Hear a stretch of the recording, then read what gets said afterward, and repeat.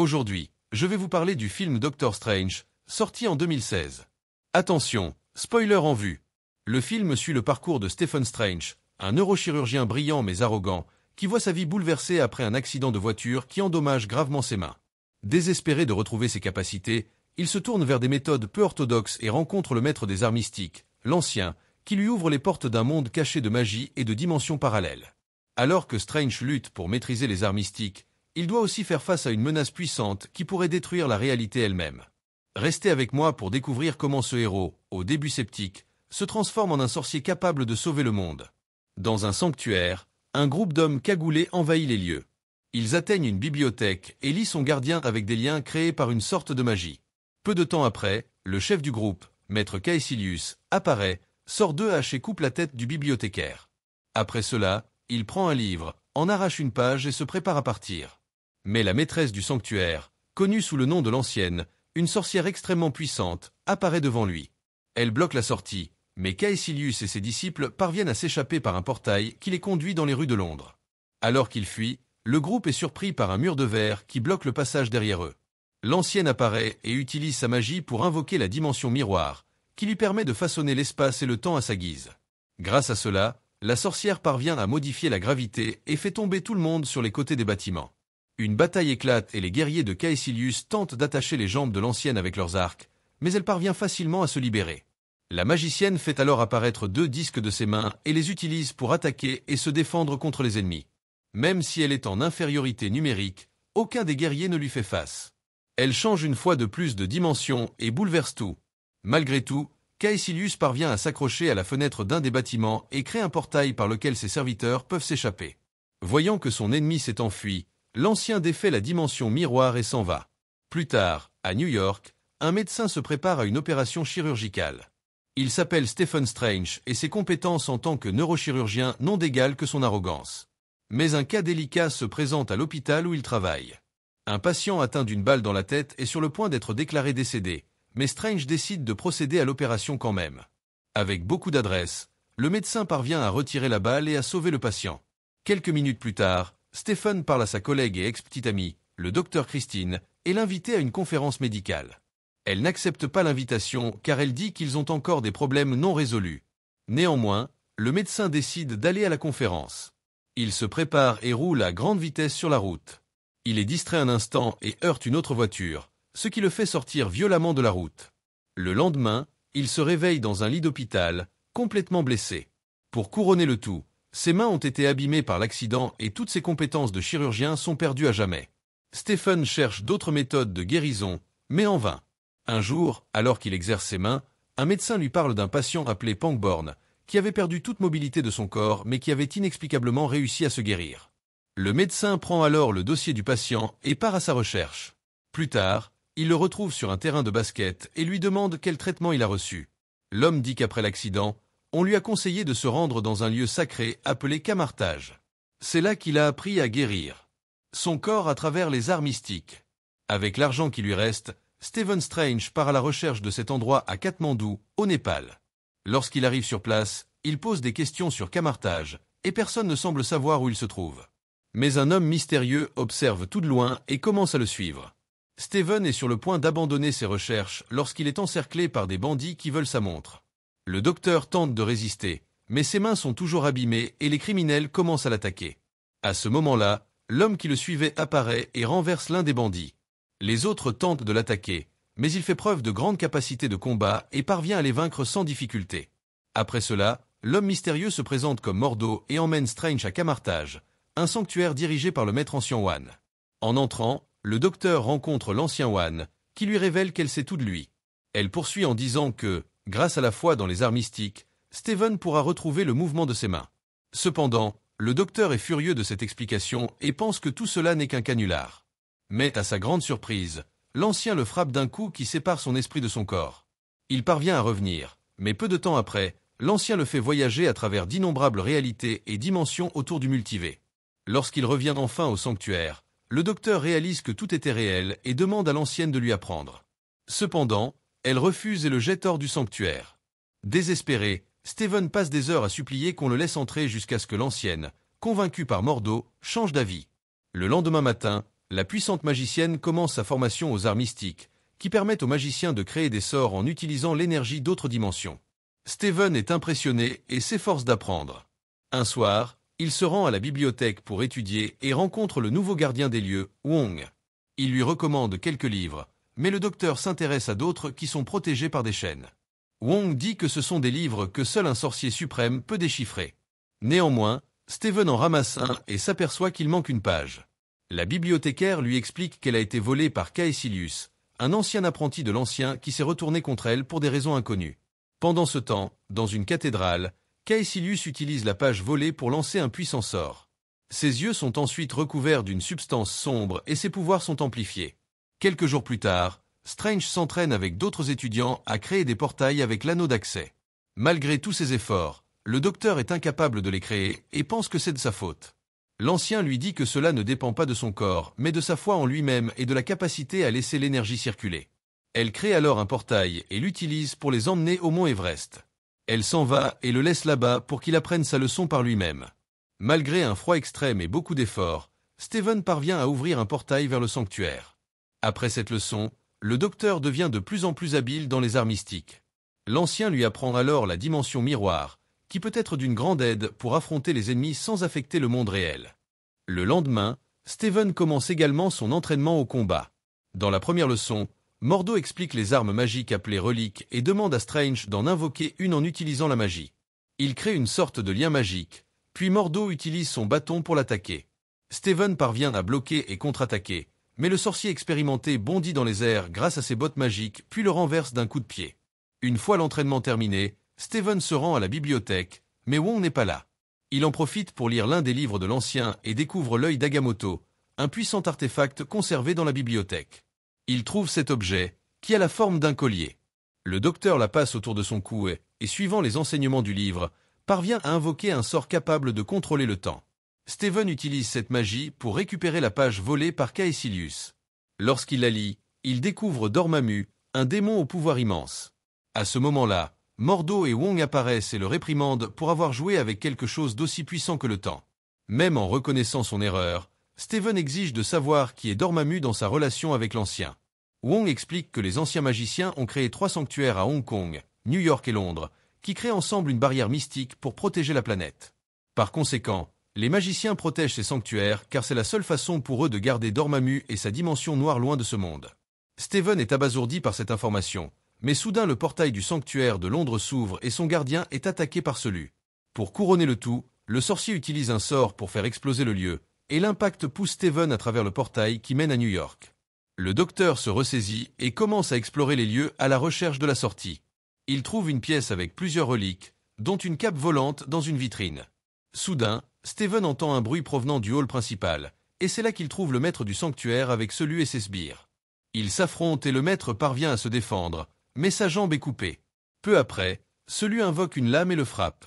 Face à cela, Strange n'a d'autre choix que de se battre. Les sbires de celui se lancent à l'assaut du docteur, et il invoque une sorte de fouet avec sa magie. Avec cette arme improvisée, il frappe son ennemi et utilise le fouet pour lui lancer des objets. À ce moment-là, Calu fait à nouveau apparaître sa lame et la lance sur Steven, mais il parvient à la dévier avec son fouet. Après cela, Steven court dans un couloir, mais le méchant utilise son pouvoir pour manipuler l'espace et parvient à le piéger. Strange invoque alors des boucliers magiques avec ses mains et les utilise pour bloquer les attaques de son ennemi.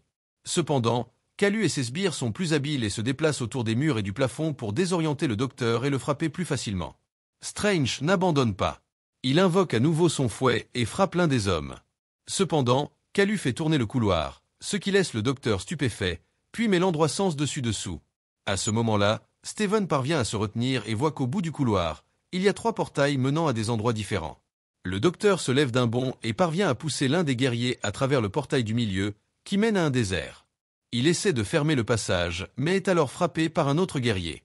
Les 2 hommes échangent coups de poing et coups de pied jusqu'à ce que, dans un moment d'inattention, le docteur parvienne à fermer le portail et jette ensuite son ennemi à travers un autre. Il ne reste plus que Calu, qui se prépare au combat en invoquant 2 lames. Cependant, le docteur sait qu'il n'a aucune chance en combat direct et s'enfuit dans la salle des reliques. Lorsqu'il arrive sur place, le méchant l'attaque avec ses lames et ses coups de pied. Strange invoque son fouet, et avec lui, parvient à désarmer son rival. Mais le sorcier est plus habile, et s'appuyant sur l'un des piliers, lui assène un coup de pied tournoyant qui envoie le docteur valser dans les fenêtres du sanctuaire. L'homme se prépare à porter le coup final à Steven jusqu'à ce qu'à sa grande surprise, il soit arrêté par la cape de lévitation. Malgré tout, il parvient à relever Strange et à le faire tomber de l'échelle, mais la cape vole vers le docteur et le sauve. Le combat continue et Steven utilise son fouet pour retirer la lame de Selu, mais il se retire et les deux entrent en collision. Le sorcier essaie alors d'attraper deux haches du mur, mais la cape l'arrête et le dirige vers une étrange armure.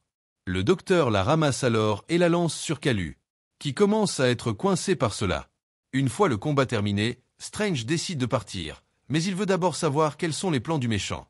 Il lui dit qu'il veut remettre le monde sous le contrôle de Dormammu car, avec son énergie, le temps ne pourra pas détruire la planète ou les êtres vivants. Il révèle également que l'ancien utilise également l'énergie de la dimension obscure pour rester en vie toutes ces années. Steven est confus, il ne remarque donc pas qu'un des disciples de celui s'approche par derrière et le frappe au cœur avec une lame. Le docteur est gravement blessé et tente de fuir, mais le guerrier le suit et se prépare à l'achever. Heureusement, la cape de lévitation vole vers l'homme, et grâce à cela, Strange parvient à créer un portail qui le conduit à l'hôpital. Là, il rencontre le docteur Christine et lui demande de soigner sa blessure. Au bloc opératoire, Steven perd connaissance, et le médecin s'apprête à lui faire une piqûre pour le réanimer. Soudain, elle est surprise de voir l'esprit du médecin, qui s'est manifesté à travers la dimension astrale. Il profite alors de cet état pour l'aider à appliquer l'injection au bon endroit. Pendant ce temps, le disciple de Selu continue d'être attaqué par la cape, mais parvient à libérer son esprit et traverse ensuite le portail. Lorsqu'il arrive à l'hôpital, il voit l'esprit de Strange, et les deux se lancent dans un deuxième round. Grâce à leur forme astrale, ils sont capables de léviter et de marcher sur les sols et les murs tout en échangeant des coups de poing et des coups de pied l'un contre l'autre. Malgré tous les efforts de Steven, son ennemi le frappe d'un coup de pied rotatif, ce qui provoque un arrêt cardiaque. Le docteur Christine utilise alors le défibrillateur pour le choquer, ce qui, à la surprise de Strange, fait que son esprit émet une charge d'énergie qui repousse le méchant. Il demande alors au médecin de recommencer, mais avec une tension plus élevée. Elle le fait et Steven émet une immense charge d'énergie qui détruit l'âme de son ennemi. Après le combat, le docteur Christine soigne ses blessures, mais le médecin doit partir pour arrêter les plans de Selu. Il revient par le portail et enfile le manteau de lévitation, qui fait désormais partie de lui. Il part à la recherche de Kalu, mais le méchant a réussi à s'échapper. Quelques secondes plus tard, Mordo et l'ancien apparaissent, et le docteur leur raconte tout ce qui s'est passé. L'ancien propose alors à Steven de protéger le sanctuaire de New York, mais il la refuse car il ne veut pas être obligé d'éliminer quelqu'un d'autre. Il révèle même qu'il sait que l'ancien utilise le pouvoir de la dimension de Dormammu pour rester en vie aussi longtemps. Elle est offensée par cela, mais met fin à la discussion et retourne au sanctuaire pour appeler des renforts. Par la suite, Mordo confronte Strange au sujet de son refus d'accepter le poste de protection du sanctuaire et lui dit qu'il fait désormais partie de quelque chose de plus grand. Cependant, avant que les deux ne puissent continuer à se disputer, Selu et d'autres disciples retournent au sanctuaire. Ils se préparent à lancer la même magie qui a détruit le sanctuaire de Londres, mais le MTO intervient et les attaque pour tenter de les arrêter. Malgré cela, Kalu parvient à mettre fin à la magie et la lance pour détruire tout le lieu. Soudain, Strange invoque la dimension miroir et parvient à protéger le sanctuaire. Cependant, cette stratégie s'avère être une erreur car, dans cette dimension, le méchant est encore plus puissant et peut manipuler tout l'espace avec une extrême facilité. Malgré cela, Strange vole vers lui et lui vole son anneau d'accès pour qu'il ne puisse pas s'échapper par les portails. Après cela, lui et Mordo courent dans la rue et se rendent compte que toute la ville a été modifiée comme s'il s'agissait d'un puzzle infini. Les deux courent alors dans les rues et Strange crée un portail pour s'échapper. Cependant, Kalu fait tourner la dimension et ils tombent dans un bus. Les ennemis continuent de les poursuivre, mais les héros volent dans un bâtiment et courent à nouveau à travers ses fenêtres. Strange tente de créer un autre portail de fuite, mais Kalu saute dans le bâtiment et crée une onde d'impact sur les fenêtres, ce qui fait perdre l'équilibre aux héros et fait tomber le portail en morceaux. Pour empirer les choses, Kalu invoque un sort qui fait couler le bâtiment ainsi que tous les autres qui l'entourent. Désormais, toute la ville est dispersée en plusieurs blocs séparés, ce qui crée un immense précipice dans lequel Strange et MTO sont entraînés. Grâce à leur cape de lévitation et à leurs bottes, les deux parviennent à descendre en toute sécurité par un escalier de secours, mais le monde qui les entoure devient de plus en plus perturbé par la magie de Kalu, et tout tourne au chaos. Alors qu'ils courent pour sauver leur vie, Mordo et Strange sont séparés. Le docteur continue de fuir à travers des couloirs sans fin jusqu'à devoir sauter dans un trou par lequel il traverse des métros et divers bâtiments. Heureusement, il atterrit sain et sauf sur la route et continue de fuir. Quelques secondes plus tard, Kazla apparaît et le fait tomber au sol. Le méchant se prépare pour son attaque finale, mais une partie du sol où se tenait Strange s'éloigne soudainement. Devant tout le monde, l'ancien apparaît et crée une arène de combat pour protéger ses deux guerriers et affronter celui. Elle tente de convaincre son ancien élève que l'utilisation de l'énergie de Dormammu ne mènera qu'à des tourments, mais il ne croit pas à ses paroles et décide de l'affronter. La puissante sorcière utilise ses disques d'énergie et frappe les guerriers tout en bloquant et en déviant leurs attaques. Malheureusement, Kalu profite d'un moment de distraction de la part de son ancien maître et transperce l'un de ses guerriers avec sa lame, qui transperce également le corps de l'ancien. Il crée alors un portail derrière elle et la fait passer à travers. Voyant cela, Mordo et Strange sortent également par le portail pour la sauver, mais l'ancien s'écrase contre le rebord d'un bâtiment et tombe au sol inconsciente. Le médecin l'emmène à l'hôpital du docteur Christine et lui demande de la sauver. Dans la salle d'opération, le rythme cardiaque de l'ancien s'arrête, mais Strange sait que c'est parce qu'elle a séparé son esprit de son corps. Il décide de faire de même et part à sa poursuite. Les deux s'arrêtent à la fenêtre de l'hôpital, et il l'avertit que si elle ne revient pas le plus vite possible, elle périra. Cependant, le maître dit que son heure est venue et que c'est maintenant à Strange et au MTO d'arrêter Dormammu ensemble. À cause de cette décision, l'ancienne ne peut résister à ses blessures et finit par mourir. Bien qu'ébranlé par cette mort, Strange sait ce qu'il doit faire. Il fait alors ses adieux au docteur Christine et part pour le sanctuaire de Hong Kong, le seul qui reste pour empêcher la résurgence de Dormammu. Pendant ce temps, Wong et les autres magiciens se rassemblent au sanctuaire et se préparent au combat. Au même moment, Strange arrive au sanctuaire et trouve Mordo. Le docteur lui parle de l'élimination de l'ancien, mais le sorcier est toujours tourmenté en découvrant que son maître a utilisé l'énergie de Dormammu à son avantage. Malgré tout, Strange le convainc que le seul moyen d'arrêter la destruction du monde est de s'unir pour arrêter celui. Après y avoir réfléchi, les deux décident de travailler en équipe et d'ouvrir un portail vers Hong Kong. Lorsqu'ils y arrivent, le sanctuaire a déjà été complètement détruit et Dormammu est sur le point de prendre le contrôle du monde. À ce moment-là, Keza remarque l'arrivée des deux magiciens et se lance à leur attaque. Mais Strange a encore une carte dans sa manche, et avec l'œil des motos, il utilise la magie du contrôle du temps. Grâce à cela, tout autour de lui commence à reculer et la ville se reconstruit peu à peu. De plus, tout le monde, à l'exception du docteur, souffre des effets du temps, y compris ceux qui ont été éliminés. Malgré tout, Steven parvient à utiliser sa magie pour libérer Mordo du sort, et les deux se dirigent vers le sanctuaire. Cependant, Kalu parvient également à se libérer du sort du temps et se lance à l'attaque du couple. Il utilise ses coups contre Strange, qui parvient à utiliser la reconstruction de l'environnement à son avantage et se défend contre les attaques avec des blocs de béton et des voitures en mouvement. Pendant ce temps, Mordo affronte l'un des disciples de Kalu et profite du fait qu'un des bâtiments est en cours de reconstruction pour l'escalader. De là-haut, le sorcier combat son ennemi, utilise sa relique pour la jeter dans un bâtiment et la laisse piéger. Quelques secondes plus tard, Strange et Kalu continuent de s'attaquer. Heureusement, Mordo apparaît pour aider et jette le méchant dans un mur détruit, qui se reconstruit et le laisse piéger à l'intérieur. Le sort continue son effet de retournement du temps, et soudain Strange voit le corps sans vie de Wong transpercé par une barre de fer. Heureusement, la restauration du temps annule cet événement, et peu de temps après, le docteur utilise sa magie pour le libérer du sort. N'ayant pas de temps à perdre, les trois courent pour sauver le sanctuaire, mais Keza parvient à se libérer et lance une vague d'énergie au sol.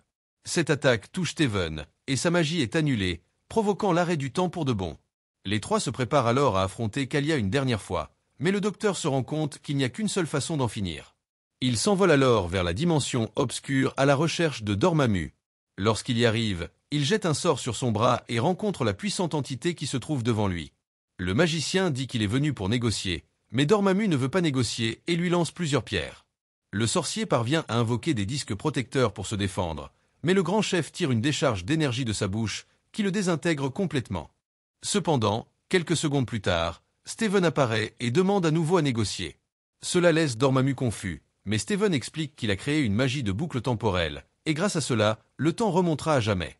En apprenant cela, le méchant devient furieux et attaque le magicien de toutes les manières possibles. Cependant, ses efforts sont vains et le docteur revient à chaque fois. N'ayant pas d'autre choix, Dormammu décide d'accepter le marché. Le docteur propose alors à l'entité d'emmener ses disciples et de laisser la Terre tranquille, en disant que la boucle temporelle prendra fin. Le méchant tient parole, et Strange revient donc sur Terre au moment où Kalu s'apprête à les attaquer.